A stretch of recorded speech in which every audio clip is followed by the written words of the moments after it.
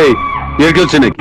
মেজবাবু, অনেক দিন ধরে আপনাকে একটা কথা জিজ্ঞেস করব করে করা হয়নি। আপনি কি করে পুলিশের চাকরিতে ঢুকেছেন বলুন তো? এই দেবো একটা খুনি। না না, হ্যাঁ, আমাদের সবার বাবা আসছে, আর আপনি বাপের বড় ছেলে হয়ে সেটা জানেন না। বাবা? সেটা আবার কি? আমি মগজ ধলাই গরিবের বন্ধু, আমি বাপ দাদা ভাই, আমাকে সবাই জানে।